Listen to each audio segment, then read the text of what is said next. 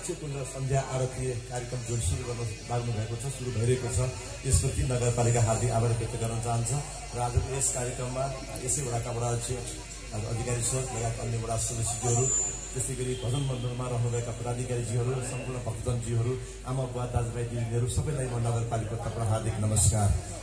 सबभन्दा चन्द्रगिरी नगरपालिकामा यस किसिमको पवित्र धार्मिक स्थलमा एउटा चन्द्रगिरी नगरपालिका मात्र नभएर देशभरिकै एउटा पवित्र धार्मिक स्थल जुन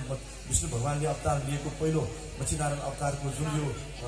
त्यस्तो स्थलमा यो आरती जुन सुरु गर्नुभएको छ, यो आफैमा महत्त्वपूर्ण छ भन्ने मलाई लाग्छ। नगरपालिका यसबाहेक माता तीर्थ, मच्छीनारायण, इन्द्रदह, विष्णुदेवी लगायत महत्त्वपूर्ण धार्मिक यस पवित्र स्थलहरूमा यस किसिमको महत्त्वपूर्ण धार्मिक संस्कार र हाम्रो सनातन धर्मदेखि चलिआएका परम्परालाई जुन निरन्तर दिने प्रक्रियामा सम्पूर्ण भक्तजनज्यूहरू र सम्पूर्ण भजन मण्डलका पदाधिकारीज्यूहरू जुन अत्यन्त उत्साहका साथ जुन सहभागी हुनुभएको छ, त्यसप्रति म पुनः एकपटक यहाँप्रति हार्दिक आभार व्यक्त गर्न चाहन्छु।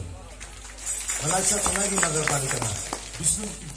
गङ्गा आरती विष्णुदेवी मन्दिर परिसरबाट सुरु भएको यो आरती माता तीर्थ कुण्डमा सुरु भइरहेको छ र माता तीर्थ कुण्डपछि आज यस पवित्र स्थल मच्छीनारायण भगत मण्डलको आयोजनामा मत्स्यकुण्ड सन्ध्या आरती पनि सुरु भएको छ। त्यसले अवश्य पनि हाम्रो सांस्कृतिक परम्परा अन्तर्गत रहेको अत्यन्त महत्त्वपूर्ण पवित्र स्थलहरूमा यस किसिमको आरतीले हाम्रो सनातन धर्मलाई जगेर्ना गर्न प्रेरित गरेको छ भन्ने मलाई लाग्छ। सम्पूर्ण बाबामा दिदीबहिनीहरूले यस किसिमको उत्साहका साथ यसरी उपस्थित भइदिएर यो आरतीलाई जुन पवित्रताका साथ अगाडि बढाउने प्रयत्न गर्नुभएको छ, त्यसप्रति पुनः एकपटक यहाँहरू सम्पूर्णमा आभार व्यक्त गर्दै नगरपालिकाको तर्फबाट गर्नुपर्ने विभिन्न क्रियाकलापहरूमा जसरी हामीले अरू आरती स्थलहरूलाई हामीले व्यवस्थापन गरेका छौँ, यसलाई पनि त्यो ढङ्गले व्यवस्थापन गर्न नगरपालिका प्रतिबद्ध छ भन्ने कुरामा यहाँलाई जानकारी गराउन चाहन्छु। मलाई लाग्छ म यहाँ आज उपस्थित भइरहँदाखेरि यदि धेरै भक्तहरूलाई पानी पर्दाखेरि बस्नेको अलि अभाव जस्तो भक्तजनहरू भजन मण्डलमा बस्ने भजन गर्ने हाम्रो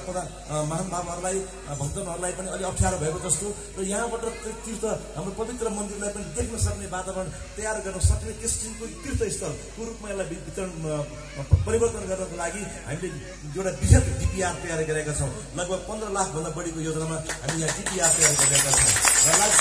यो पवित्र धार्मिक स्थललाई यो मच्छीनारायण र मच्छीनाउली वडा नम्बर 9 को मात्र नभएर हामी सम्पूर्ण नगरवासीहरूको र सम्पूर्ण देशवासीको एउटा पवित्र धार्मिक स्थलको रूपमा विकास गर्न नगरपालिका प्रतिबद्ध छ। त्यस किसिमको कार्यक्रमहरू वडा अध्यक्ष र यहाँका जनप्रतिनिधिहरू मार्फत डिपिआर तयार गरेर आगामी वर्ष यसै वर्षबाट सुरु गर्न हामी लागिरहेका छौँ। र यस वर्ष पनि नगरपालिकाले 75 लाख रुपियाँ राखेको छ र यस आर्थिक वर्ष पनि थप 75 लाख रुपियाँ राखेको छ र आगामी वर्ष थप बजेट विनियोजन गर्दै यस पवित्र धार्मिक स्थलमा अझ बढी उत्साह गर्न धन्यवाद देश विदेशबाट आउने पर्यटकहरूलाई धार्मिक पर्यटक हाम्रा भक्तजनहरूलाई पनि आउन सक्ने वातावरण सृजना गर्न